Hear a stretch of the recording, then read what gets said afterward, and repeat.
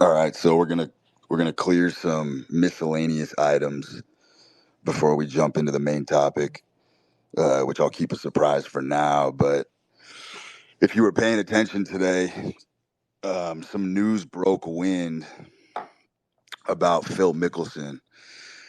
Apparently, Lifetime he has wagered over $1 billion gambling.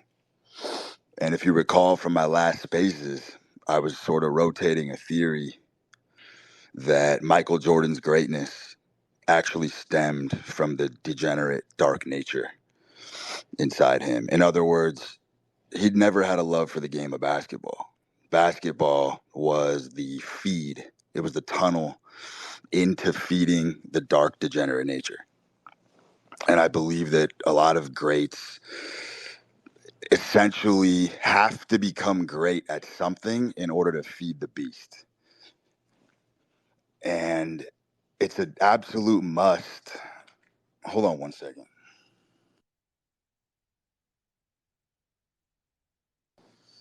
It's an absolute must for anybody who has any sort of dark hearted nature to essentially sublimate that energy. Um, I believe this is ubiquitous, by the way. There are plenty of great athletes, obviously, that are more on the paladin spectrum, more of that sort of white light, celestial light.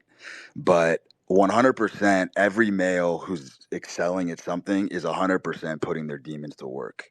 In other words, the demons are doing the heavy lifting for them rather than them trying to do an exorcism on the demons. If you do the exorcism on your demons, it's game over. It's 100% game over. Your demons have to work for you. And I believe this is a common denominator. And I think as we go through this culture and as we sift through it, you're going to find more and more stories. And my point is that for Phil Mickelson, I believe golf is the front. Do you understand where I'm going with this? I believe golf is simply the front to generate tons of money, power, an upward whirlwind. And then effectively what's happening is they're using that capital, status, and power to essentially awaken the beast within and fund a lot of what modern society would call degenerate activity, which I don't even want to call it degenerate, but it's a good descriptor for the case in point. So we see this happening over and over and again, okay? And then I was looking at that and I was looking at my own life path. And I wanted to, this is somewhat going to be a little bit of a biopic. I wanted to sort of dive into just my life choices, my life path, kind of give you a better understanding of how I have crafted the mindset that I have through some of the crucibles that I've been through. Some of you who are very familiar with my work will know that the last time I ever had a job was when I was 17.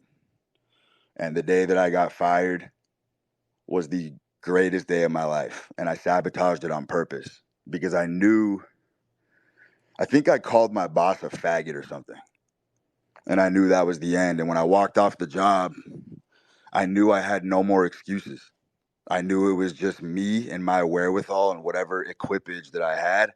And I now had to face the world head on. There was no more excuses to drag my lumpen soul into that fucking job that I absolutely despised.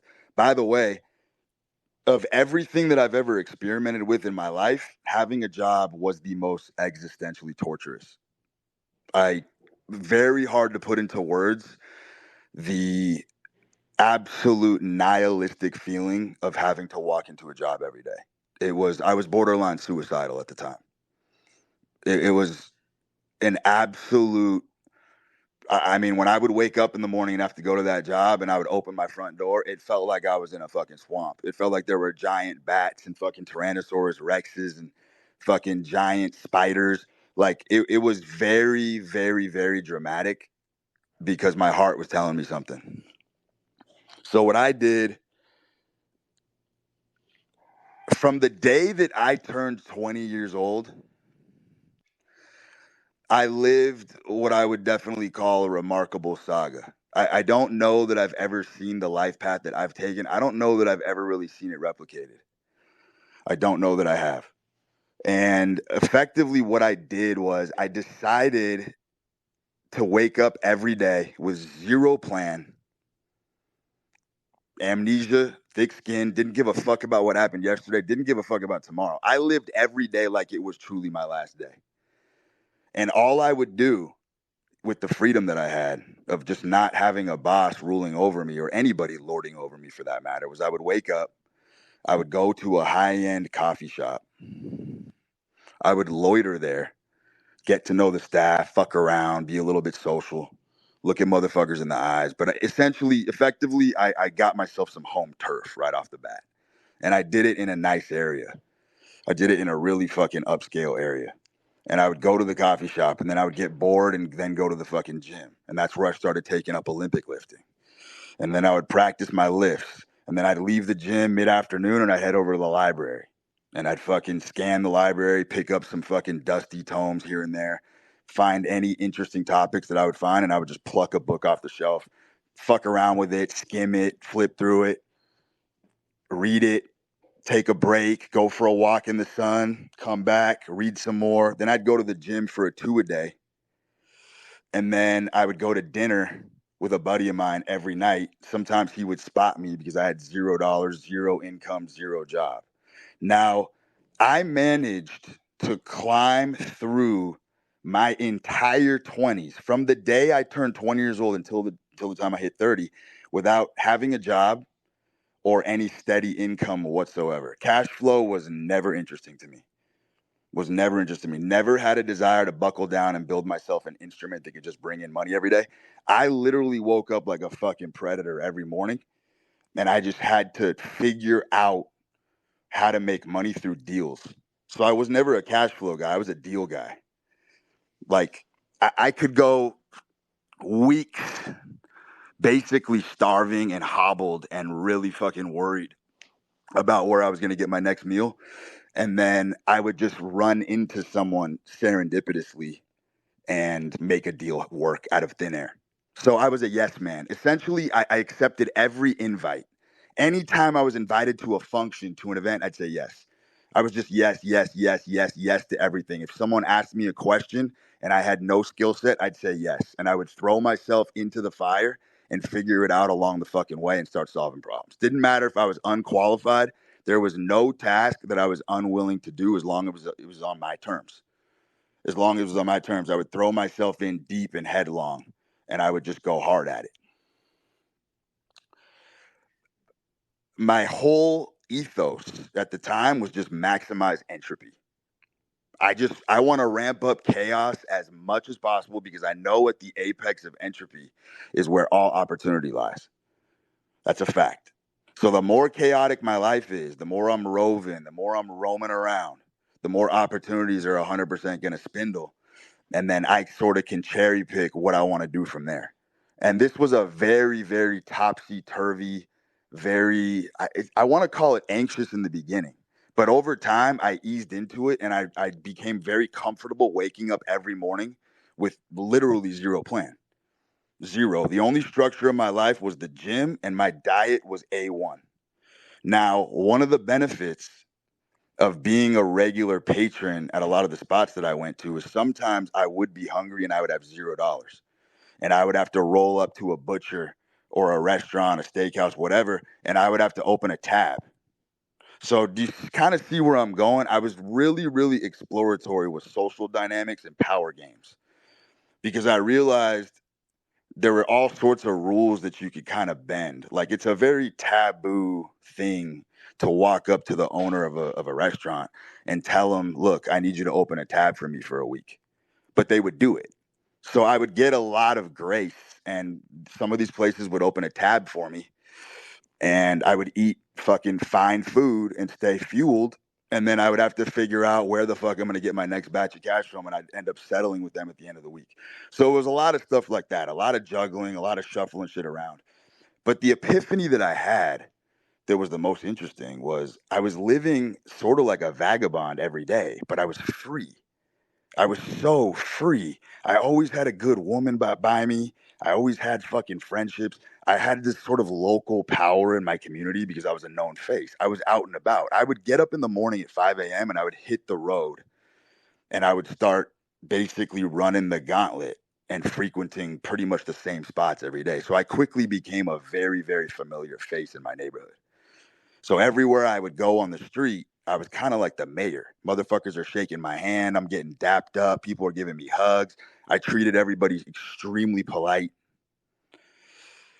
So when you get in a mode like that, where you really don't have income, you don't have money, you don't know where your next check's coming from, you don't even know where your next meal's coming from, but you're kind of building this little power cycle because of the familiarity.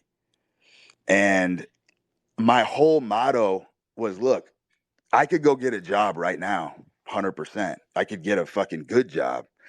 And what? I'll probably make 100, 150K a year. But here's what I would do. I would take all the money that I would make off these little crafty little shindig side deals, and I would instantly fire them off into crazy degen bets. And I would pretty much do this every day. It didn't matter what I had in my pocket. I would pretty much empty my wallet every fucking day and fire off every dollar to my name into the abyss, knowing 98% of the time I was probably going to get clapped and lose. But I didn't give a fuck because I realized, look, every single day that I've gone broke, because I woke up every day in my 20s, especially in my early 20s, pretty much broke, flat broke. Anything that I had done or built the day before was gone. But I realized my life didn't change at all. That was the fascinating part. It was like, okay, I lost everything yesterday, but I'm still waking up. I still got a woman beside me. I'm still going to the same venues. I'm still going to figure it out. I know I can open a tab. I'm still going to get a great meal at the end of the day. I'm still living better than a motherfucker in the middle with a stable fucking white collar job making 150K a year. I'm more free than him. And here's the thing. These crazy bets that I'm doing every day, which were 100% degenerate and insane at the time, one of them's going to hit.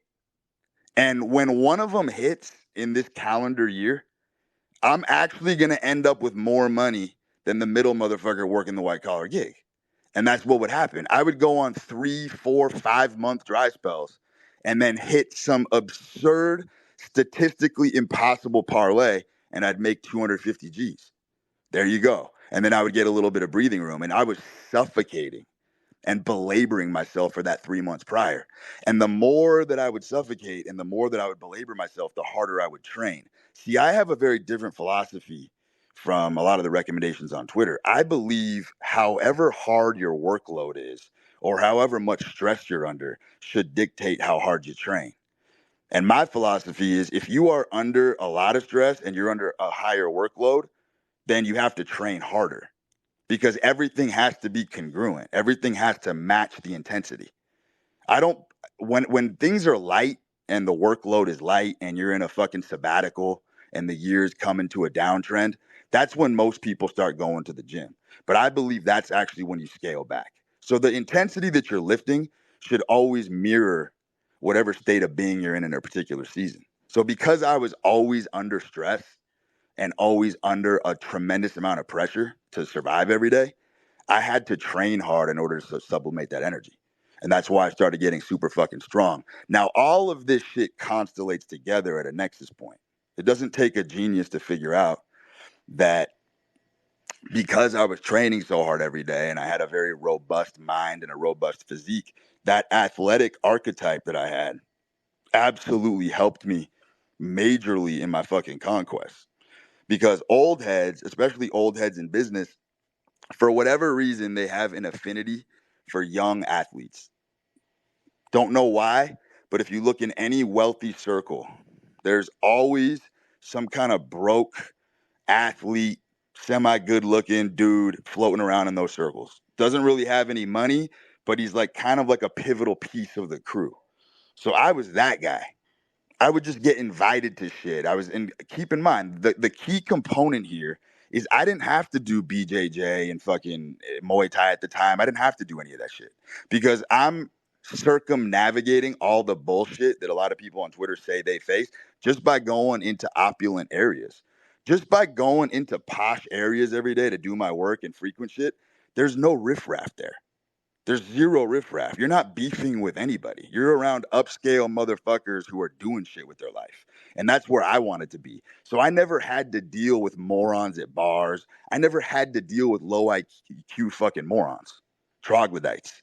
You know what I mean? I never came across Neanderthals because I always selected my spots. I wanted to be around wealthy people because I knew wealthy people would be the one to throw me a bone, throw me a deal, whatever the fuck it was. And like I said, cash flow was not interesting to me. Deals were. So I would rather starve for 2 weeks and then have some guy, some fucking jeweler in LA come to me and be like, hey, I have $1 million painting. Can you help me find a buyer? And then I'd rather fucking go ferocious hunting down a buyer for that painting so I could get a fucking 10% commission and make 100 grand. See where I'm going with this? So deals for me was the name of the game because I would either be broke or I would come into a massive windfall of money at once. But I lived every day like this. I had no plan whatsoever. I didn't give a fuck. I was willing to sacrifice my entire 20s for the life experience of maximizing entropy. The things that I would encounter on a daily basis, just in one 24-hour period, are more interesting than most people could tell you a single story in their entire life. Some of the shit that happened was so bizarre. The places that I would end up navigating to, the fucking houses, the bedrooms that I would find myself in just from fucking just roaming around like a fucking shark. You know what I mean? There were tons of times I'd go to Vegas, fire off a parlay. I'd be broke. I would not even have a flight home. I would book a one-way flight to Vegas, wager everything in my pocket, lose. I now have no flight home. I have no hotel room and I have no money for food. And then you just have to figure it out.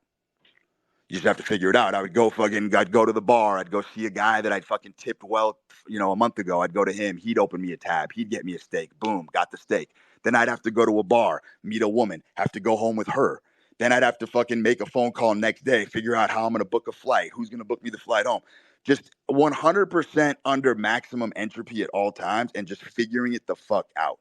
That was my method. Just put up shots. My only job is to put up shots, and I knew if I busted out, like I told you before, my life is literally just as good as anybody else's. I'm still going to be eating well. I'm still jacked to the fucking gills. I'm healthy. I got my 2 feet, and I got a head on my shoulders. That's all I fucking need every day. And I'm going to maximize opportunity, and I'm going to go around and flutter around, and I'm going to fucking just seek shit. I'm going to peek under every fucking rock and fucking clap its chicks. That was the fucking goal. And I did that for 10 years. I can't even tell you what I was, what I did, what my profession was. I don't know. It's ineffable. It's indescribable. But I made it through the gauntlet doing that. And the connections that I made along the way were absolutely absurd. Then I had a whole fucking host network of dudes who would just throw me fucking deals and opportunities left and right. And that's how I would make money. I was just like the middle guy. I'd fucking find someone or a placement or a slot for anybody who needed anything. I'd figure it out. Completely unqualified. I'm just living like a fucking bon vivant, gallivanting around town. But the most important part is I had fun. It was a game to me. I had a blast the entire fucking time. I didn't care about building a fucking business. I figured in my 30s with the wisdom that I'm plunging from all the hellish spots that I've been in and all the network that I have, then I can fucking buckle down and build a business. You know what I mean? Like, I was very social. I was out on the prowl every day for a fucking decade. And when you're in survival mode, there's no insecurity. There's no fear. There's nothing left but action. You're not afraid to talk to women when you really are semi quasi homeless and you got no place to go. You know what I mean? It's like it's a necessity. I have to find a bad bitch who's going to take me in for the night. I can't tell you how many times I had a bitch take me in for the night when I had no place to go in my 20s. Happened all the time. Older women would take care of me. Older women would spoil me sometimes when I was fucking down on my luck. Just that type of stuff. But you can only get that when you're living at maximum entropy. Just sheer engines of chaos roaring every day. Every dollar I'm making, I'm firing it. I'm fucking firing it because I know the drought will come to an end. And let me tell you something, those times when I would hit those huge tickets after 4 straight months of just being marred in tar and my own filth, when I would have to go to Vegas to collect on the ticket, there was nothing better than collecting that huge brick of cash at the window, going up to my hotel room and airplaning face down on the bed and just taking a fucking 10-hour nap. I would just go lights out. I would just conk out, put my phone away, wake up, and just bask in the glory that Brute did it again. This motherfucker pulled it off again. I had no idea how I was pulling this off every day. I'm just waking up, doing my routine, and I'm finding opportunity. I'm finding it. I am searching under every fucking rock every day, and I'm just meeting people and I'm reaching out to them. And all of a sudden, my deal pipeline, I'm just getting calls all the fucking time to do random fucking things. Absolute random fucking things. I'm going to pocket the money and I'm just going to keep firing. I actually do think the DJ gambler path is the most baller path in the sense that, and I want you to understand by gambler, I'm broad stroking that term. It doesn't mean necessarily betting on sports or blackjack. It means stacking a bunch of money and going massive on one thing that you believe in is a super baller path because it's low effort, high risk. And I think the low effort, high risk path is gangster as fuck. The slightly maybe more baller path, but you have to have an IQ probably above 140 to pull this off, is the DGen investor. DGen investor is a phenomenal path as well. We all know that those motherfuckers are stacking money. People who just exclusively invest. For me and my nature, the high effort, low risk path of building a business, which you could sacrifice 20, 25 years of your life. Yeah, you get a nice exit at the end. But that 20, 25 years of those precious times when you're in your 20s and you're still malleable and you're durable, they're gone, which is the shitty part. So you don't have the wisdom of getting your heart broken. You don't know how to deal with conflict. You don't know how to deal with women that are going psycho on you. You don't know how to deal with stalkers. You don't know how to deal with sociopaths. You don't know how to deal with fucking psychopaths, sharks in business. Everyone's trying to fucking hustle you. You don't learn any of that. But when you're living the way I lived in my 20s, you learn all that shit real quick because you're always in fucking fight or flight mode. So you learn how to deal with psycho women. You don't need a red pill. You know what I mean? You're actually snorting blue and red pills because the truth is relatively impractical. And so when you're in this state of mind, you're constantly gassing yourself up, and you got to basically, the mindset every day is you got to tell yourself you're the handsomest, funniest, fastest, strongest, baddest motherfucker in the room. That's the blue pill. And I think every man should be walking around like that because, like I said, the truth is completely impractical. So you might as well walk around with that attitude. And that's what I would do my entire fucking 20s. And it didn't matter if I lost or won. I was the same person every fucking day because I'm just having a good time. And so that's the beauty of that path. And that path is extremely, extremely bone crushingly intense. You know, you will have fucking tremors. You will experience basically the entire pantheon of emotions on a daily basis. So in one 24-hour period, you're effectively killing an entire life because you're cycling through on a gradient scale every possible emotion in the book. You know what I mean? You go from immense hope to immense despair. There's times when you don't even know how you're picking up your body and how you're continuing to drive yourself on because it just seems so hopeless. But you never know what you're capable of until you have to do something. And so the survival thing was phenomenal. And it just kind of goes back to my whole point about the whole dark-hearted nature is what sort of drives all of these personality characteristics forward. It's true. That video that I did the other day about being fat, I thought that was an incredible example because it is true. The billionaire, the conqueror, and the fat guy are all the same. They are literally the fucking same person because the billionaire has to become a billionaire. The fat guy has to eat. You know what I mean? The drug addict has to use drugs. They have to do that. And I don't even want to call those unfortunate conditions or even unfortunate afflictions because they're not. What it means is you have to overpower that compulsion so much to where it's actually minimized in comparison. You know what I mean? The Jordan example. Jordan built a multi fucking the guy's probably a billionaire empire specifically specifically so he could fucking fund his gambling addiction. You know what I mean? Like, it took him his entire life to build a mechanism, a juggernaut on wheels that's that fucking powerful to where he could feed whatever you want to call it, his lesser angels, right? But this is where people get it so fucking twisted. What you don't understand is the host personality that you have is the linchpin is so frail. Like, you really don't understand until you start getting into behavior modification and you start trying to take a scalpel and delete these parts of your personality that you don't like. You don't realize by removing one, you've actually tipped over a domino, and you don't understand how it can actually decimate other aspects of your personality that are holding the system together. That's the problem.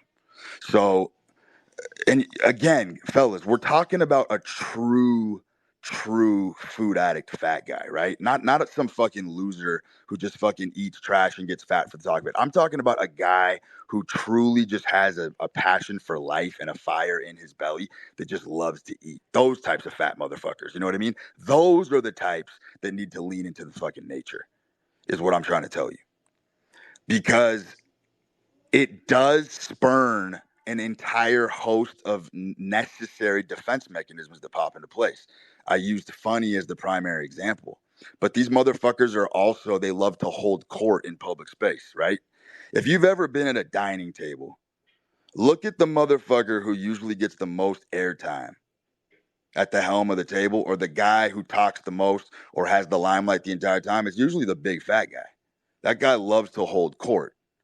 You know what I mean? But that defense mechanism is only possible because he's the big fat guy.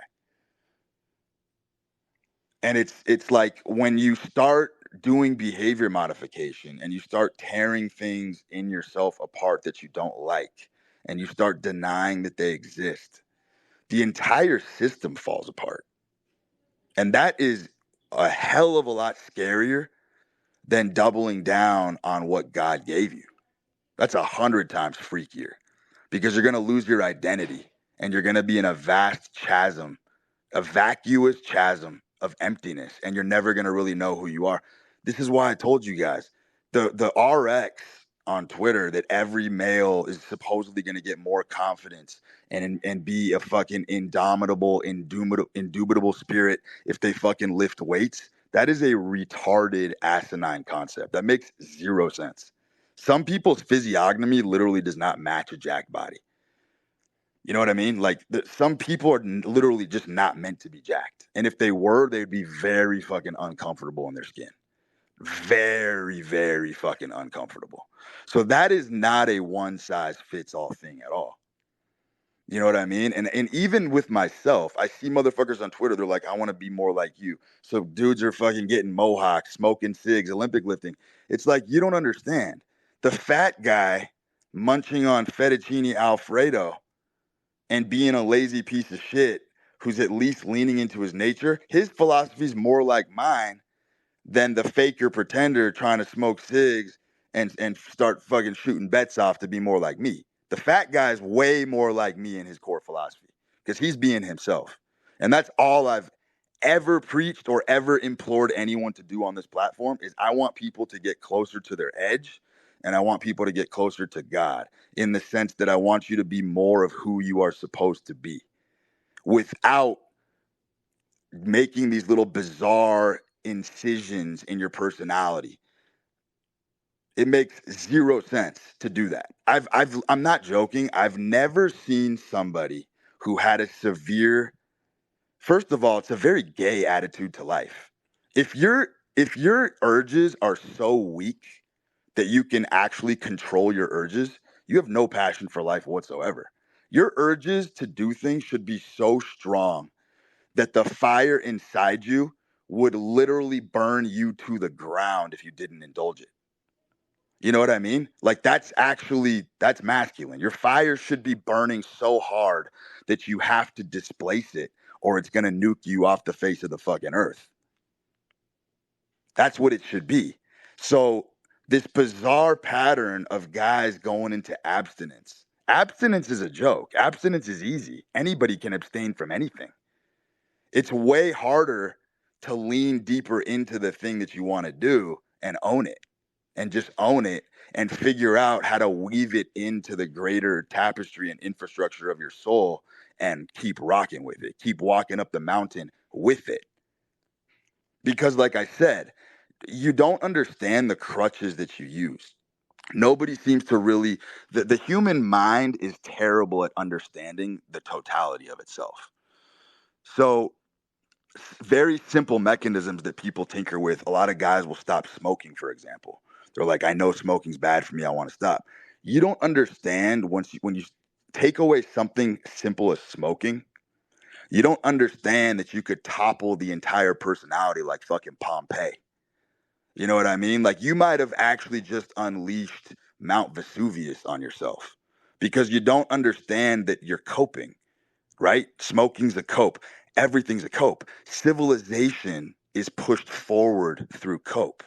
Coping is the greatest fucking tool in a human being's arsenal, by the way. Whenever someone comes at you for coping, they're highlighting your strength. 1,000,000% of the time. Coping is a phenomenal fucking thing in the human spirit. It's like, what else are you supposed to do when you're in pain and you're hurt and you're fucked up? Supposed to not cope? The fuck are you talking about? Coping has literally built everything that you love in this life. Everything you love in this life is built on cope. From jet planes to skyscrapers to the fucking roads that you drive on. Someone coped their way to fucking build that. That's a fucking fact, to get out of the agony that they're in. Great art is built off of cope. You know what I mean? 5'7", short, ugly motherfucker gets rich as fuck and starts getting the women that you want. He coped his way to get there. How the fuck can you bash that? What the fuck was he supposed to do? Just be a 5'7", scrappy little fucking loser? Nah, fuck no. He was supposed to awaken the fucking Kraken within and do exactly what he did, which is become successful. By the way, something very interesting. I was going to tweet about this. For every point a man is higher on the 10 scale, for every point that a woman is higher on the 10 scale than 7.5, a man is lower. So 10 females always date 5 men in attractiveness. That's a fact. Look at the hottest women in the world, the perfect 10. She's going to be with a 5 male. 9s are with 6s, and 7.5s are all banging each other. That's how that scale works. So Beauty and the Beast, I know I talked about this before. It's one of the best fucking cartoons ever because it's got first of all, it's got the hyper stylized, hyper masculine archetype in the form of Gaston. You know, that motherfucker's like slunking fucking raw eggs, firing off rifles, being slightly misogynistic. As right-wing a principled man as you could possibly come across in any sort of archetypal fashion. But that movie's phenomenal because, you know, the whole thing is she thinks she can change the beast into a man. And in the end, unfortunately, the ending was super gay. I would have done it completely differently. But the Beauty and the Beast archetype, like, that makes the most sense. You know what I mean? Like, I keep telling you guys this. If you want to rescue a woman from the workforce, which I call Hades, you have to be a monstrosity that's more powerful than Hades and have her follow you out of that road to hell. And you have to craft yourself into a monstrosity in order to get this woman out of the fucking workforce, because the workforce is 100% beleaguering women's ability to stay feminine. We've talked about this. The longer a woman stays in the workforce, the more she gets beaten down and assimilated into her masculine. So it's just common sense. Like, if you're trying to get women, if you're having trouble approaching, literally go to fucking coffee shops, go to fucking restaurants where you see new hostesses and servers. Those women are dying to get the fuck out of those jobs. They're literally dying to get the fuck out. It's almost like that's an audition. They're at those jobs specifically auditioning for some monstrosity to come in there and be like, nah, you're not doing this anymore. You're coming with me. Boom, take her out. That simple.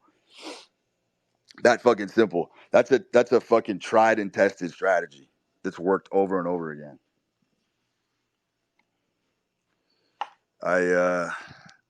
I'm highly debating opening up the floor again, but It's going to be ruthlessly enforced. Like I said, this is not a podcast. I don't want motherfuckers trying to hold court, or I will slap the gavel down and just instantly kick you off.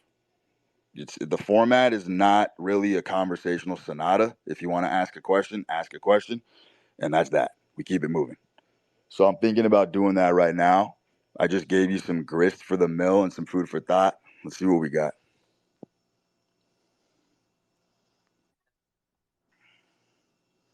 What's up, bro? What's up, buddy? Hey, big fan, man. Appreciate your work. Quick question. That way we can run it down and get Yeah. everyone here to talk. So you talked about your edge and this and that. How do I, as a man, I'm 22. How do I find my edge? I am a musician. I play music. I have a band everyone could check out right now. It's called Cosmic 67. Is music my edge, or do I need to like? What can you help me out finding my edge? Basically, is what I'm asking.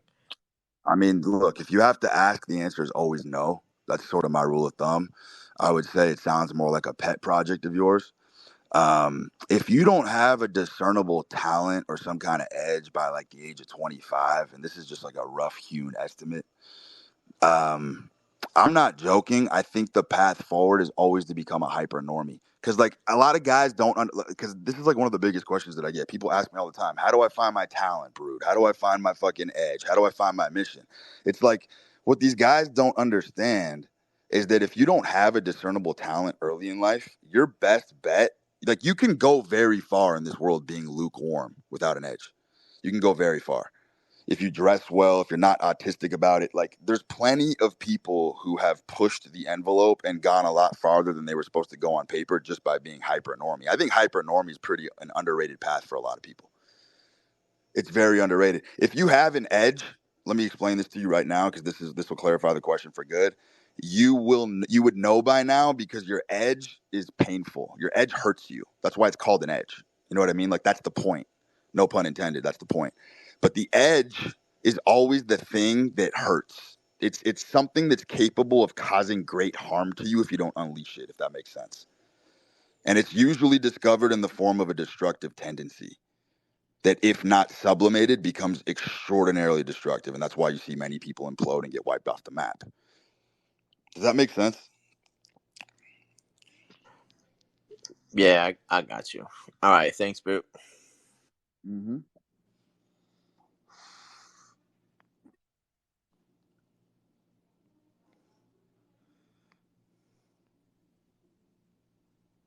Mr. Ayers. Yo, Brute. I, What's up, buddy? yeah, I'm good, man. I hear you talk about what you go through.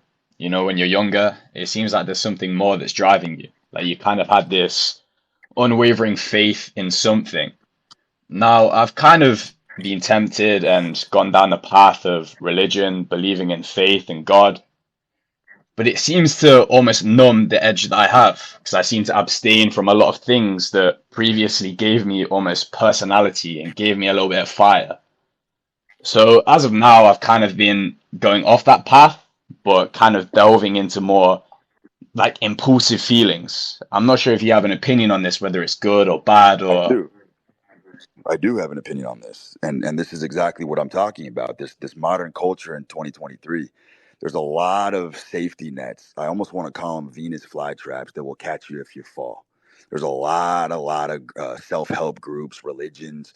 There's a lot of groups that will take you in and embrace you in open arms if you fall on your merry way. And what happens is, and look, I will broad stroke this and tell you all ideology to me is lame. I don't fuck with any ideology. I don't fuck with Christianity. I don't fuck with Islam. I don't fuck with any of that stuff for one simple reason. It's a copium. A lot of it is a fucking copium, number one, right? Which, as I said, cope is good. So I think that's good for a lot of people. But when things are going well, you don't have to chalk it up to any ideology. It's just sometimes things are serendipitous. You know what I mean? Like sometimes things are just happening rather effortlessly and there's no explanation for it. And I think that's a great fucking segue into the modern culture. If you're not getting things in 2023 rather effortlessly, you're a loser. Money's literally everywhere right now. Money's literally everywhere. Jobs are not that fucking hard. You can lease any car. Beautiful women are running around. Clothes are cheap. Like, we live in the most abundant age of all time. Life's really not that difficult. So if you can't get things going and figure out what you want in this day and age, I don't even know what to say. Those are the guys I just pretty much turn my back on, because we are in the age of abundance. We're actually in a more microscopic, you can sort of hone in deeper. We're in the age of the average man, really, is what we are. We're in the age of the everyman, the altogether man, because the top has been cropped. We've sort of cropped the top now. Like, the second in charge is where all the glory is right now. That's sort of where I get the suspicion and the feeling. If you look at all these powerful influencers, and if you look at all these powerful companies and shit, there's always a hype man. There's always a secondary right hand man who's pulling the levers behind the scenes. And that guy's the one cleaning up right now. That guy's the one cleaning up because he doesn't have the fame. He doesn't have the limelight. He doesn't have the spotlight. But he's rolling in the bank. He's probably got a fucking wife and a family and beautiful kids. And he's just crushing it behind the curtain. And he's a shadow man. So I don't even think the top is glamorous anymore. And I think it's scaling down. So second in command, I think right now is the best position in the world to be in. You know what I mean? Like a second tier executive, fucking phenomenal position to be in. You don't want to be an Elon. You don't want to be a fucking Zucker. None of those guys. You don't want to be any of those guys. Elon Musk has $230 billion and he can't even lock down a woman. He's still thinking about Grimes. Like, what more proof that just money itself doesn't do jack shit than that? Like, that dude literally has been unable to stably maintain a relationship with a woman, and he's worth 230 billion with a fucking B. Look at Mark Zuckerberg. He's taken the fucking autist to jacked autist track, right? He's trying to get jacked. He's doing this whole MMA stunt to try to repair his image. But you know why his image is still on the floor? Because of his wife. Just go look at his wife. Like, until he fixes that issue, his image ain't going anywhere. So he can get as jacked as he wants. He can look like fucking Zac Efron. It's not going to fix his image because he's got a wife problem. So all those motherfuckers are suffering from the same thing, but it goes back to my point, dude. Ideology is super fucking gay. I think, you ever seen that movie Prestige? It's my favorite movie of all time because it shows the definition of a natural compared to a non-natural. And in that movie, the guy who's competing with the other guy always loses. That's the thing nobody fucking understands. As soon as you are chasing the winner, you're always going to lose. The winner's always just chilling. You know what I mean? The winner is always just kicking back, chilling. The minute you're chasing anything or chasing the winner, you're fucked. It's game over. The winner's just chilling in his little fucking alcove, comfy as fuck.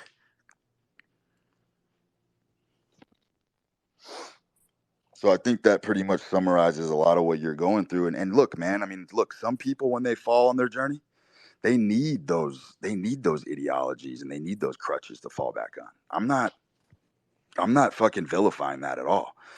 I'm just saying once you go through that buzzsaw, it's very hard to reclaim that fire that you're saying you're struggling with.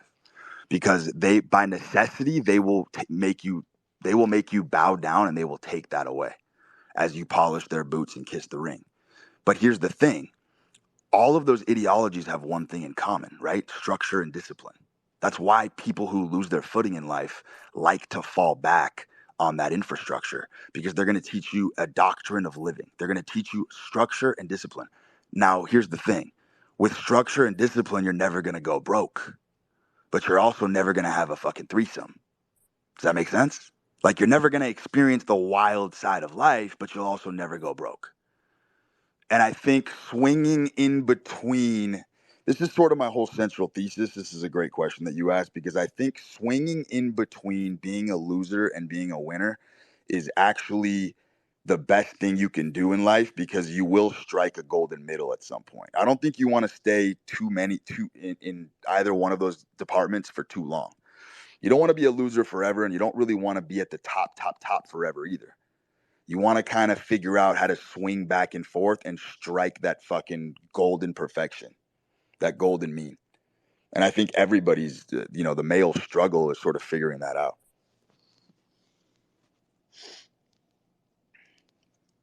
So that was a good question, brother. Yeah, man, I appreciate the knowledge. Yo, Adler. Yo, what's up, bro? Quick What's up, question. bro? So you've touched on fate and destiny in the past. I was just wondering, in your opinion, what do you think? What do you think not fighting against your own nature and aligning with what's in your cards looks like You talking about me personally? in general? Like, what does it look like when someone is not fighting with their own nature? So it's like this. I do believe every problem in life has a solution. Okay, I do not believe there's any human problem that is not insurmountable in a person's personal life. However, I think it's a very important addendum to add to that not all problems are worth solving. Sometimes you actually do have to let the chips fall where they may, and let your destiny guide you, and let it play out. Let fate do its tricks, do its magic tricks, because you can be too strong as a man. It's possible to actually be too strong where you're just constantly overpowering everything. And this is something that I've personally struggled with my whole life. My whole 20 story that I just shared with you, the end result of that was I became way too strong. And now I'm so strong that anything that hurts me or anything that comes my way, it's very easy for me to just discard it rather than rolling with it and kind of letting myself drift and kind of enjoy the flow of life. Because I'm so fucking tough from everything I've been through that it sort of has given me a very jaded attitude to everything. And so I think part of leaning into your natural fate, you know what I mean? Whatever the bishops or the blackjacks or whatever those gods are sort of stewarding you towards, I think it's important sometimes to just let yourself go into the stream and kind of drift a little bit and kind of let, like I was talking about the other day, the subconscious mind sort of figure out and calculate these issues. Because yes, every problem is solvable, but sometimes you just have to say, dude, it sucks. What you're going through fucking sucks. And sometimes that's actually the answer. It just sucks and you just got to go through it. It's like when you're super strong and you're super tough and you have the kind of shell that I've built, it's like I can just bulldoze and truck my way through everything in my life. I can literally blast through and hack and slash through every fucking problem that I have. But you lose a lot of the, I almost want to call it, you lose a lot of the juice of life itself. You know what I mean? It just makes you sort of jaded. It's like joy is not real, but misery is. I always tell guys this. I'm like, dude, joy is not a real thing. It's not something you can ever hold on to. You cannot internalize joy.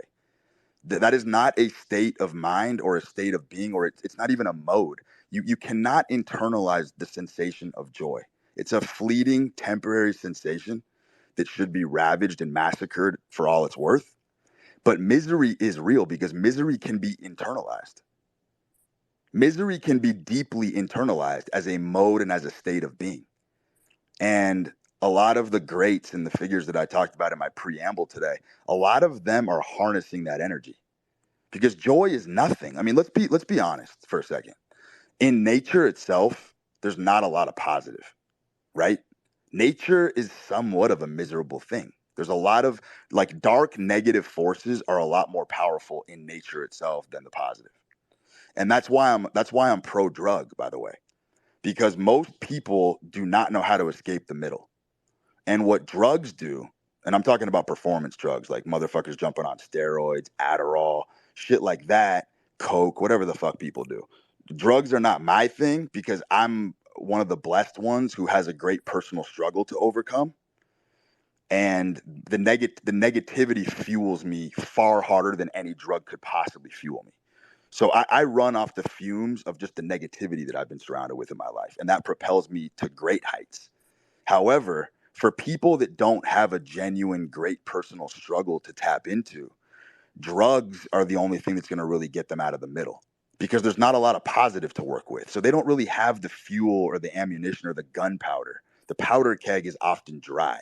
So those are the guys who jump on fucking steroids and Adderall and Coke and try to be ballers and CEOs. Like that actually does work. It pushes them out of the middle. My whole fucking mantra on Twitter is I just want to get as many people who are destined for it out of the middle because I think middle is fucking hell on earth. So I would rather you either be on the fucking worst end of the bell curve or the high end because that's where all the juice in life is.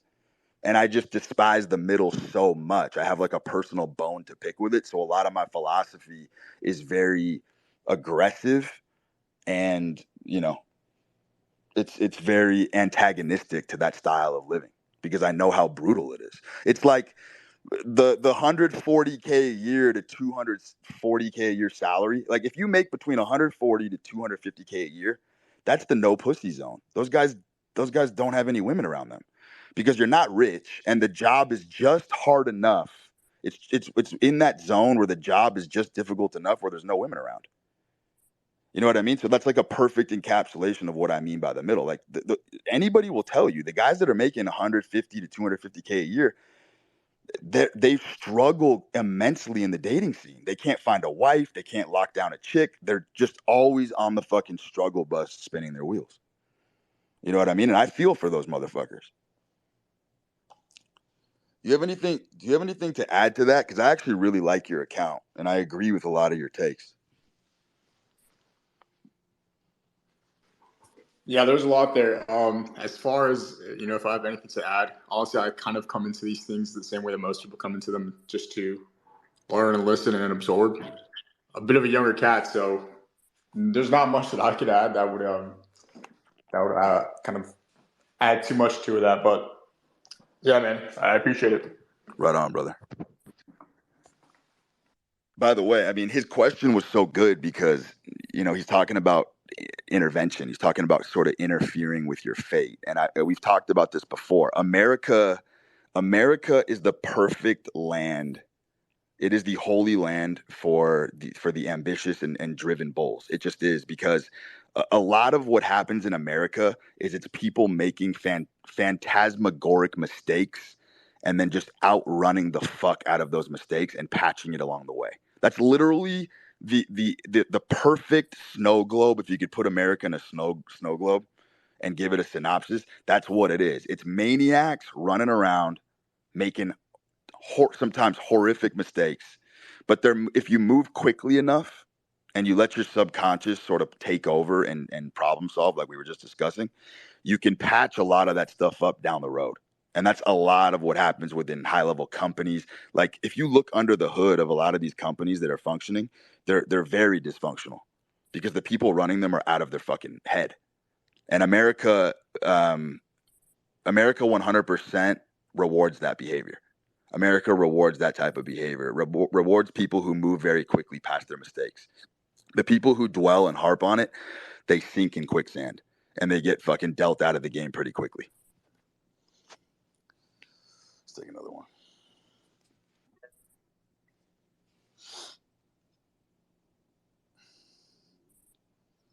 What's up, Nate? Nate, what's up, bro?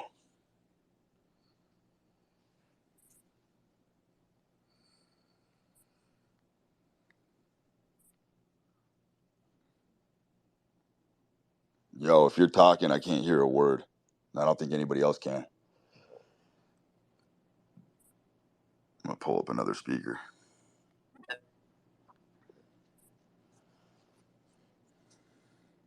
Amin, what's up, buddy?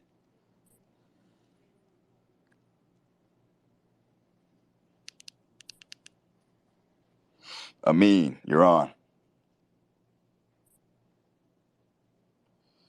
Motherfuckers disrupting the flow over here.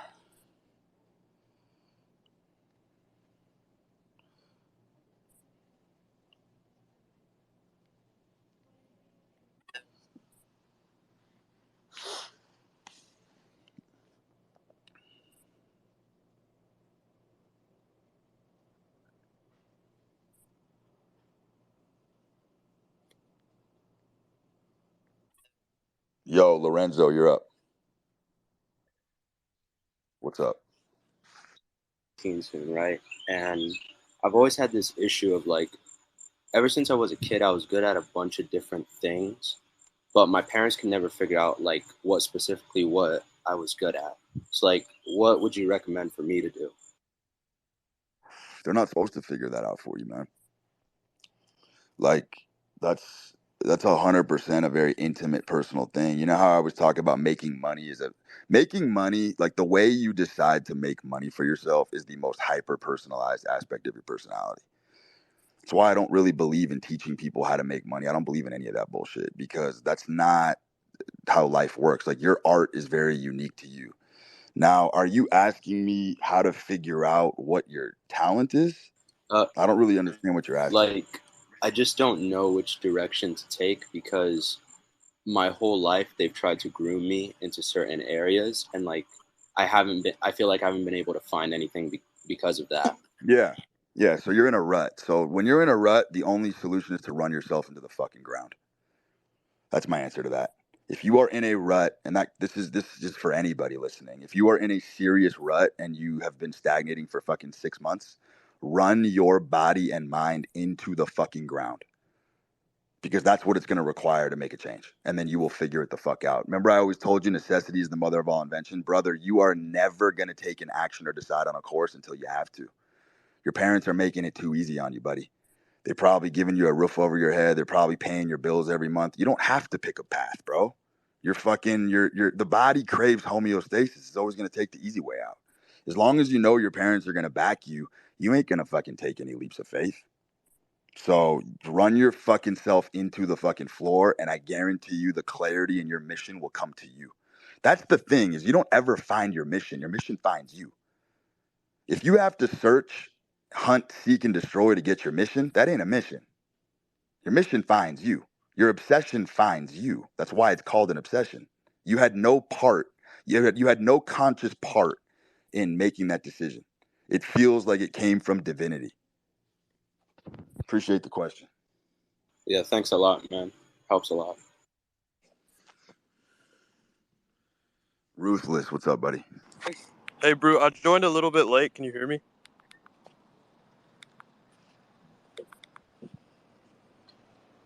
I can't hear you.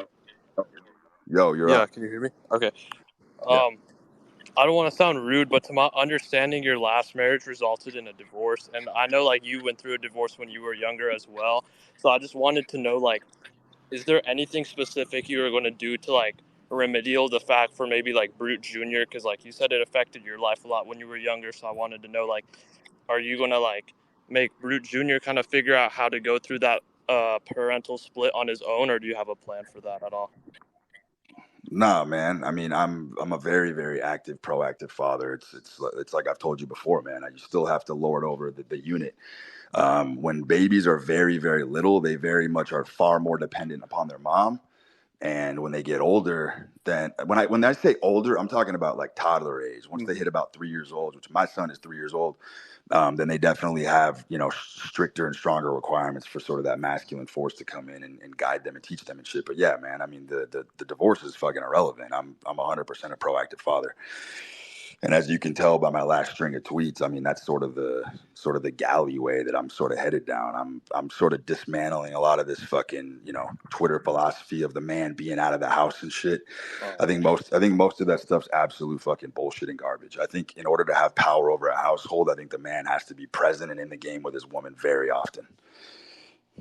About women, so if you don't mind, you said like making money is one of the most hyper personalized aspects of your identity. Do you think the same thing applies to women when it comes to marriage? Like you cannot taught to be maybe like maintain a long relationship, but you have to figure it out on yourself. Ask that again, that last part. You think like how making money is hyper personalized? Do you think in the same way that like figuring out how to keep a relationship is something you can like read advice on and then implement, or is it like something you have to learn through it yourself? Dude, I don't think you learn how to be good in female relationships by going through a bunch of female relationships. I think you become really good at female relationships by being good at life. Like the life experience you get from business, male conflicts that you've had, a lot of that stuff is the stuff that becomes very valuable within the context of a relationship. Because ultimately, I've said this before, a woman just wants to know, like a woman gets most of her sanity and comfort in a relationship by knowing that she cannot fool you. That's it. It's very simple. In its basic form, a woman wants to know that she cannot overwhelm you with her tests. It's that simple. Like you see all of her bullshit coming a mile away. And when she pulls it on you, you can fucking grin at it. That's it. That's how you make a woman feel completely safe at home with you, is that she knows she's never going to pull one over the head. Even little things, man, like just so many little fucking tells, man. Just being rock solid, like being rock solid in a relationship just has to do with all of your life experience combined. It's like just being desensitized, I think is a very masculine energy. By the way, masculine energy is a very dumb energy. Like if you've noticed, a lot of very smart, doesn't matter how high your IQ is as a man, masculine energy is dumb. And it's supposed to be that way. It's supposed to be dumb because that's sort of what the hunter doesn't really predict the future. It just is, it's a capitalist. It seeks on opportunity that presents itself in the moment. So it's dumb in that way. It doesn't really need to calibrate too far ahead. It has faith and full confidence that every single day it's just going to put its best foot forward and things are going to work out. And that could be considered dumb when you have a neocortex. But yeah, man, that's pretty much the crux of that answer. I'm going to move on.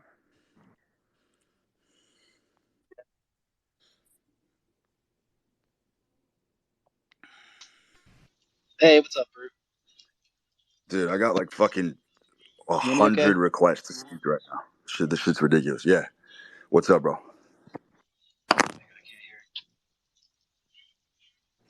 Yo, you're on. So, I struggle a lot with the self-talk, and I listen to a lot of your spaces, and I get the whole self-talk concept. But basically, you know, I'm divorced. I got 4 kids with my ex. I just had a new kid with my girlfriend now, and she has 1 kid from her prior relationship. And what I struggle with is, you know, I try to see my kids as much as I can. I do a lot with them, very active, but then I'm taking care of her.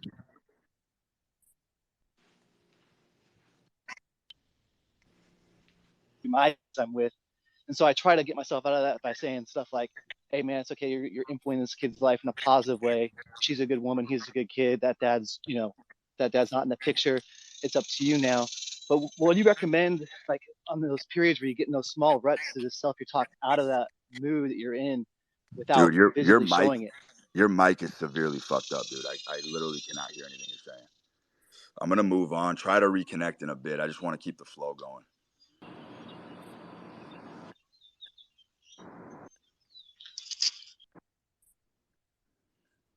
Yo, Taha.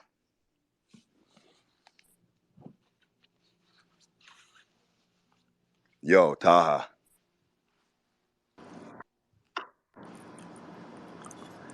Can I go in? Yeah, bro. Go on. Thanks, Bert. So I got zeroed out this week, and it's been a process of just me not doing shit for the last few months, even though I know I'm going to be in a bad situation. But I can figure out why I let myself go so fucking bad. I have like bills to pay. My girlfriend, I broke up with her like 6 months ago, so I had a lot of shit going on that I could have used as fuel, but I didn't want to go down that path. You don't want to go down what path? Of solving it? Yeah, I mean, maybe it's just like using. You're saying you're letting everything fucking destroy, correct? Yeah, I mean, dude, that's a natural fucking cycle. I mean, I completely understand that. Sometimes a lot of men will just let things, they want the fire to lick closer at their feet before they take action. You know what I mean? I mean, it goes back to my fundamental principle of men will never change unless they absolutely have to. And obviously you don't like the situation that you're in, and so you're fucking trying to topple Rome. I mean, I get that because you're looking for some kind of renaissance from that. I mean, you just got to ask yourself one question. Sometimes that's rooted in fucking cowardice, because what I see a lot of men do is a lot of men want everybody else to make the first move. And I believe all male depression is 100% a result of waiting for someone else to make the first move.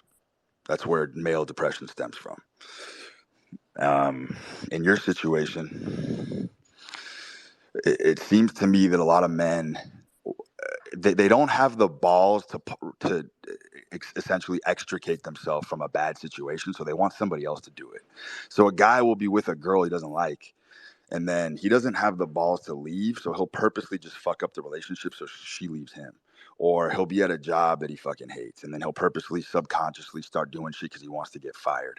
Very few men have the balls to take the initiative and be the one to make the exit, because then they have someone else to blame, right? The girl, they can fucking blame the girl. She left him. Now the whole narrative has changed away from your favor. And so if you're playing that game with yourself, which is extremely self-deceptive, then that's just fucking cowardice. Okay, thanks. Hello? Can you hear me? Yes, I hear you. Oh, can you hear me? I hear you. Oh yeah. Sorry, my mic was playing there. Yeah, how you doing, guys? I mean, I'm not married. It's just I Yo. enjoy this space. You got to jump right into a question, brother, when you get up here. We're Okay, not doing backstories. Do you have? If you don't have a question, I'm gonna keep it moving. okay, what's the question? I mean, No. Stop.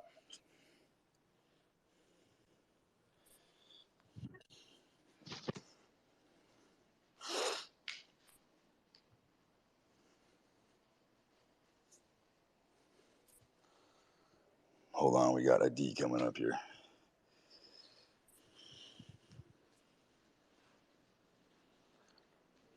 Dude, this shit is taking forever to connect.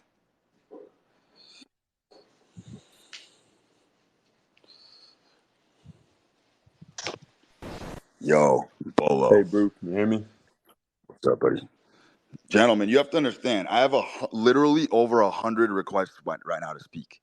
So if you come up here, like, be chamber loaded. Be ready to fucking move along. Like, stop with the fucking stuttering and backstories. Have a fucking question queued up and let's go. All right, bro. I wanted your thoughts on a young guy moving out of home. How old are you? I'm 19, and I just started making my first money online. Started paying a bit off my mother's mortgage, and I'm in two minds whether I should move out or not. 100% you should. I think it's the best. I think it's really the only rite of passage left in the modern society is the man who goes on that sort of call to adventure.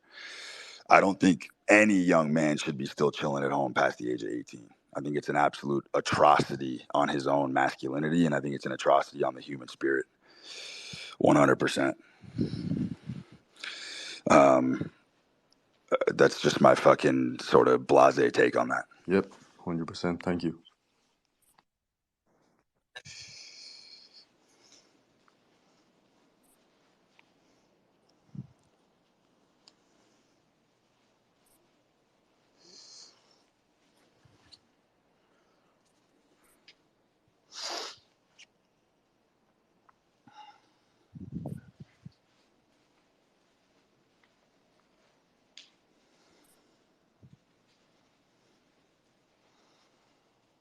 By the way, I really don't even like the whole fucking the whole mantra. Like, there's a whole thing on Twitter right now where motherfuckers are. I sort of get the roommate thing when you're young, but like if you're a guy living with like 5 dudes and shit, and you're all splitting rent, trying to make it in life, like that's number one, pussy repellent. Number two, it's just kind of gay. Like, there's something about being a young man and standing on your own fucking 2 feet and stabbing your fucking flag into the soil and saying this is my territory. Like, I'm seeing this is becoming more and more popular, and I'm gonna fucking flesh this out deeper, but I have a feeling it's rooted in a lot of fear. A lot of fucking fear. There's a lot of fear associated with these guys that are sort of going into these models. It's like, I don't understand the whole thing about 5 roommates. Like, when you walk into your bathroom, do you have to fucking clean the pubes off your toothbrush because like one of your roommates' pubes is just like floating through the air when you shower? Like, to me, it's just absolutely fucking bizarre. It's absolutely bizarre. Like, you should have a network of people, but I don't understand why people are piling up on top of each other and having fucking bunk mates. That just seems extremely fucking weird, and it's sort of a way of circumventing just kind of attacking the world. Especially as a young man, there has to be a very long stretch of time where you have solitude. That's how you find yourself. Like, solitude, quiet nights by yourself. where nobody knows what your problems are, and you got to just sort of figure it out, and you got to go through the pain. That's where all the breakthroughs happen. But it's like having an accountability partner all the time where you're spilling your guts out and they know exactly what you're going through and you're getting bombarded with advice. What it does is it sort of smears and rubs out that solitude. And that solitude is extremely, extremely valuable when you're a young man. And I would say years of that. I mean, that's what I did. I fucking had a ton of solitude and alone time when I would go on fucking heroic missions and crazy fucking journeys. Nobody knew where I was at. No one knew if I was dead or alive. And that's exactly the way I wanted it, because I was finding myself and I was 100% responsible for my actions. And I think that's the fucking best way to do it. I'd like to see more guys going fucking on solo journeys. Go fucking backcountry skiing.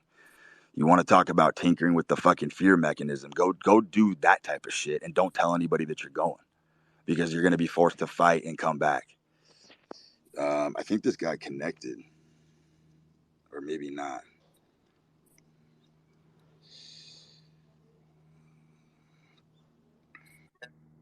Let's get Caesar up here. Yo, Caesar.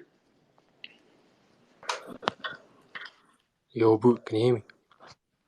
Yes. You know, it's been a minute. I hope you're doing well. Didn't expect to come up, but I do have a question.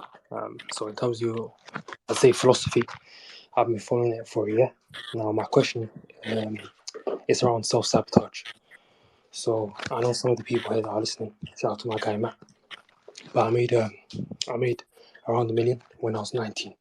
Right now, obviously I lost a large majority of it. And the reasoning behind it isn't, the same as most crypto people or not. It's so from a point of view of self-sabotage. So it's been a thing where from a young age, a lot of people have been relying on me. Originally, I'm from Somalia, and there's no government there. So whenever I've made money, I'd have to send it back home. Now I'm 21, turning 22 soon. But in terms of the mentality, obviously that was a big loss.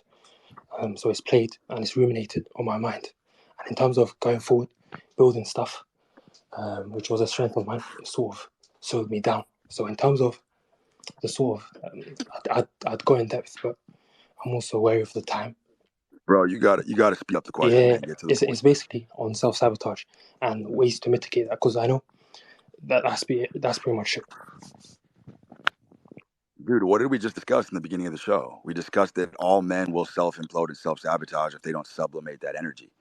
I mean, if you don't have a mission or you don't have a higher funnel to basically plug that shit into to feed whatever hunger is sort of pining after you and biting at you, of course you're going to fucking self-destruct. That energy has nowhere else to go.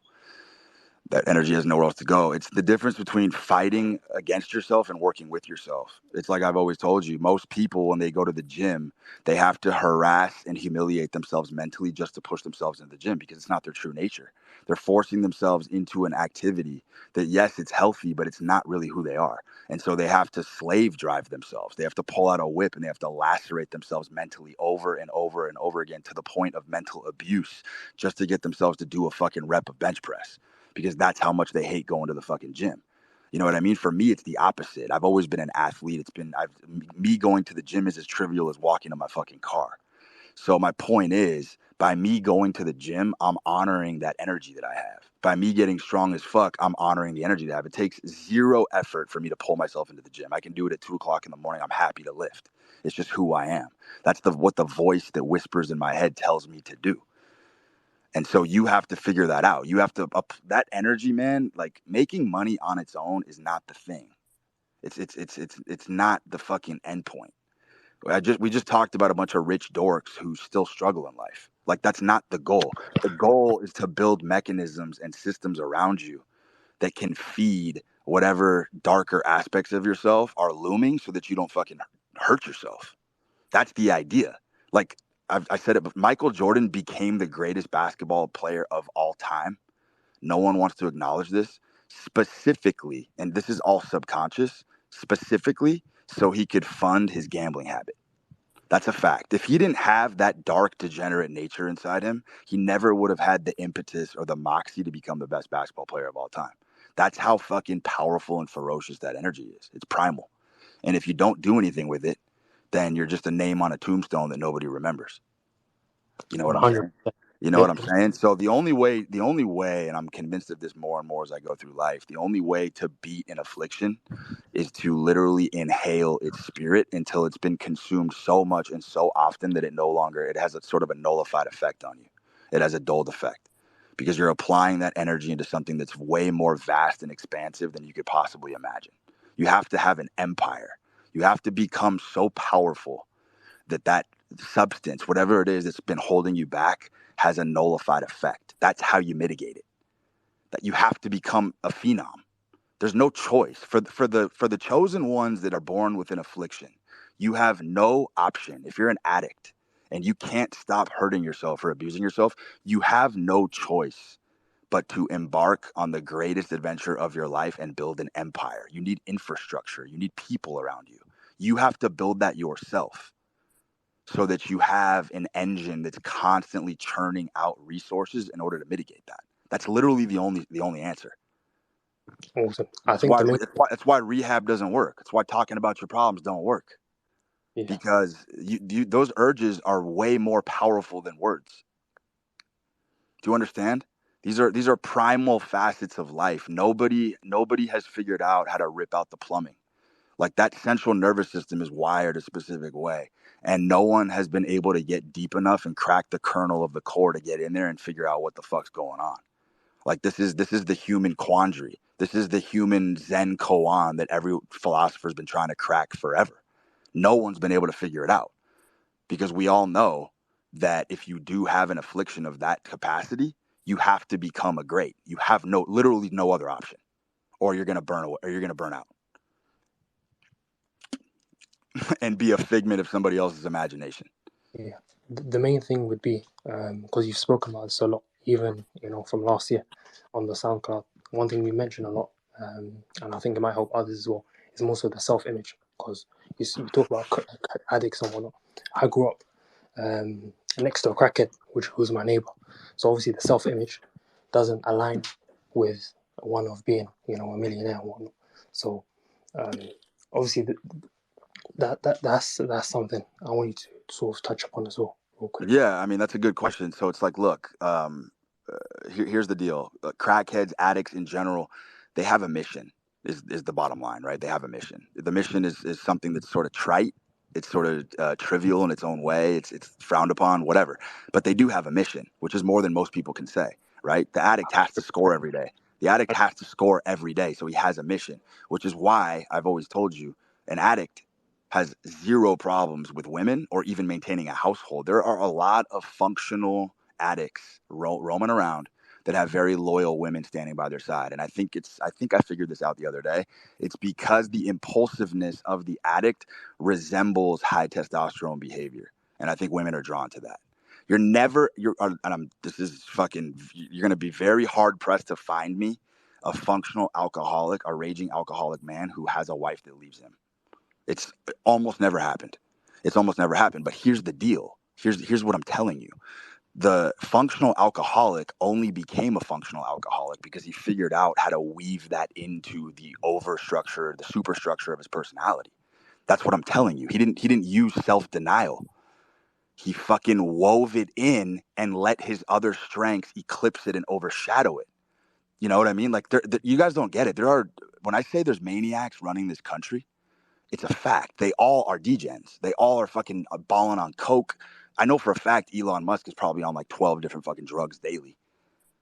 But they're outrunning it and they're not denying it. They're incorporating it. It's complementary. And it takes a lot of years of practice of accepting who you really are in order to figure out how to weave that in. And then you become functional.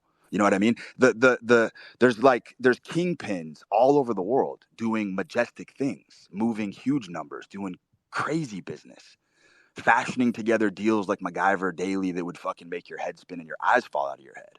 But you know what they all have in common? They see the drug or whatever driving them, whatever degeneracy they want to indulge in, they see it as the reward. So they work during the day and they accomplish things and they solve problems all day long. And then at night, when the sun goes down and those crisp crepuscular tones step in, that's when they fucking play the harp, and that's when they start fucking indulging in sort of these habits and shit. It becomes a reward system. Does that make sense?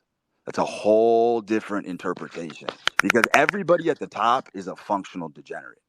That's just what happens, because there was no self-denial there. They didn't blow the whistle on the game and pause and step into therapy and say, you know what, I want to blunt my edge. I have to tap out. I'm going to surrender. I wave the white flag. I can't do this anymore.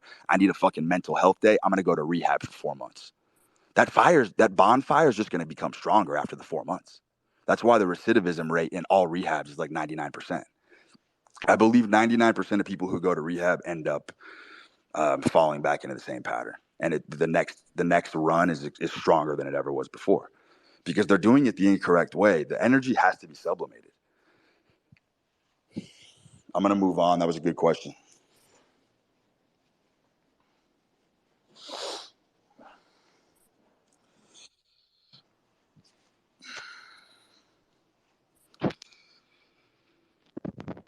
Yo, bronchitis.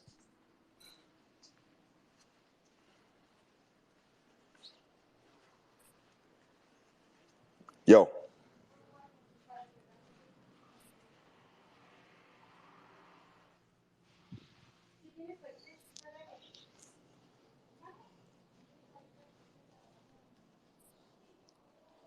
This is an insane fucking streak of calling people up and having their microphones not work.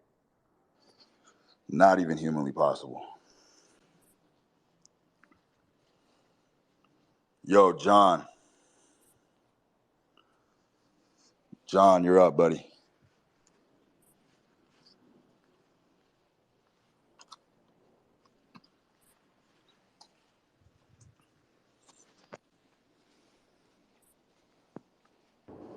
Yo, my bad. I was on mute. What's up, bro? Yo, gun it. Yeah, so I was wondering what big trends you see in the next 5 years. I just hopped in this space, had a quick question, and just firing it out there. What new trends? Yeah. Man, I think we're just fucking riding the decline until the wheels come off at this point, man. I think everybody in America is depressed. I actually do not know a single person in America who's not depressed. And all of that depression is being sublimated, like I said. I had a good tweet the other day about how most ambitious men who are killing it are borderline depressed or suicidal at all times. I think that's a fact. I think we are headed towards an absolute final conclusive gender reversal where men are lazy and just chilling like lions, and women are going to be fucking bringing in bread and money and shit like that. I think corporate land is completely fucking dead for men. Job market is dead for men. It's basically a woman-dominated space now. And I think that's where it's headed. I think we're going back to primal times. Men are lazy and just chilling, and women are out hunting. Just like in the fucking Lion Kingdom. I think that's the biggest fucking trend that we're going to see.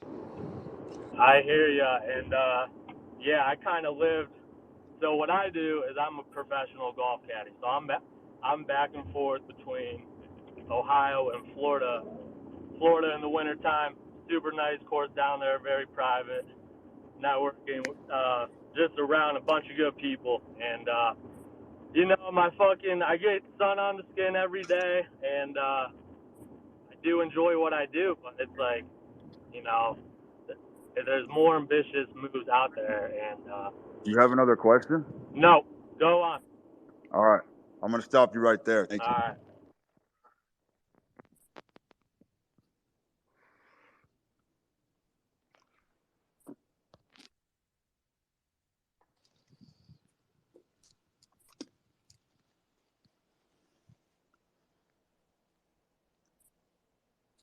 Yo, Fred.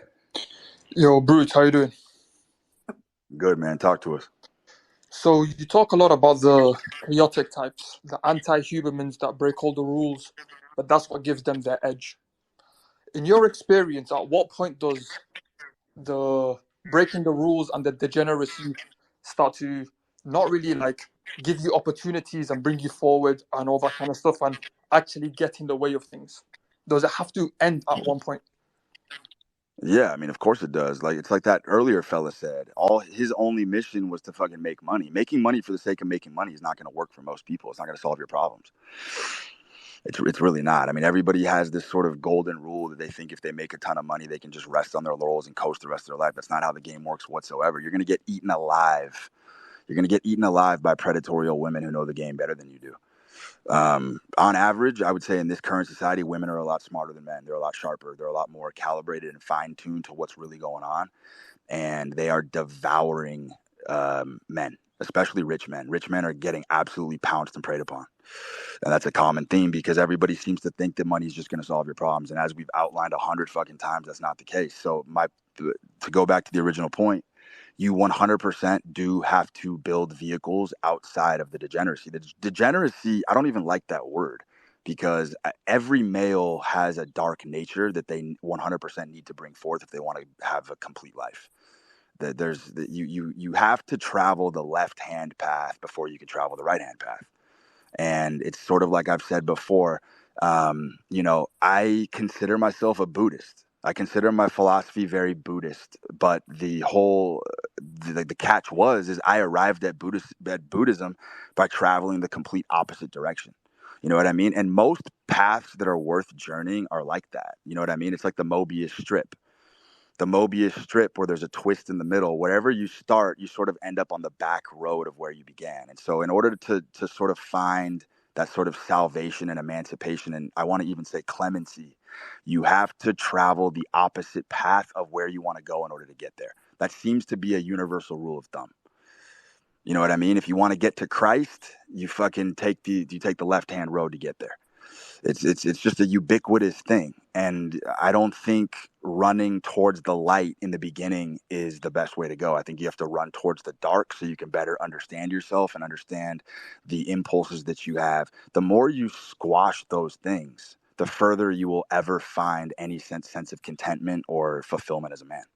You have to travel the left hand first and understand the dark impulses. And then once you go to the light, you're an indomitable force. No one can fuck with you because when you journey through yourself, you've journeyed through all of humanity. You understand everybody's behavior. You understand there's no human behavior that is weird or bizarre to you anymore. You understand everything when you journey through yourself. Right. I ask because a part of me feels like, as you said, moving to the left before you move to the right, that if, like, I don't know why, but the more I succeed in life, the more I feel like if I let go of the left now, it feels like defeat in some way. It is defeat in some way because, like I said, you don't really understand. It's like taking a block out of the game Jenga. You don't understand when you make an incision in your personality and start deleting things. You don't really understand where that fault line is. Nobody does. Nobody really understands where the foundation of the structure is built upon. So if you start removing blocks, you could just topple the whole thing. And then you're back at zero again. You're back at square one. So I've always said, embrace the flaws that you have and learn how to incorporate them, because the people who are winning are all embracing their flaws. They're just throwing it on their shoulder and continuing to climb up the mountain. They're not pausing and trying to figure out, okay, I got to stop doing this. I need more structure, more discipline. I need a quiet space to work. Dude, 2023 is the year of dopamine, man. Like, if you can't navigate the world with your dopamine receptors fried, you're totally fucked. You're hung out to dry. You're a sitting duck. Like, you got to be able to work with music blaring, the TV on, kids screaming, fucking all sorts of chaos going on in the background. If you can't fucking get work done outside of a quiet, perfectly centered environment, I think you're screwed, because the culture is headed more towards sirens blaring, cacophonous noises. Like, you're never going to really incubate yourself against that. Because the attack point in social media and culture is, we're in the era of the blurb, right? Like, we're in the era of the soundbite, the blurb. Everything's a flash in a pan. Everything's happening so quickly, so fast, that you have to learn how to maneuver amidst the chaos. That's why I told you geniuses lord over chaos. You know what I mean? If you need a bunch of systems to work and you need a bunch of systems to run your daily life, you're not a natural. You're not a natural. And that's a very, very painful thing for a lot of people to admit, is that they're not a natural. They just can't hack it without those systems. And that's fine. I mean, they're doing whatever they can, but a natural don't need systems. You know what I mean? You'll just take chaos all fucking day and you'll improvise and you'll figure it out. And I think that's my central message. I think guys need to put themselves in spots where they just have to figure it the fuck out and learn how to fucking drive up those creative juices with their back against the wall, because, you know, corners are opportunities for creativity. You're never going to get creative unless you have to. You know what I mean? You're never going to MacGyver shit. You're never going to be a Robinson Crusoe unless you have to be. And I think that's my central thesis, and I will die on that hill. Yeah, perhaps I romanticize it too much. Anyway, thanks, Bruce.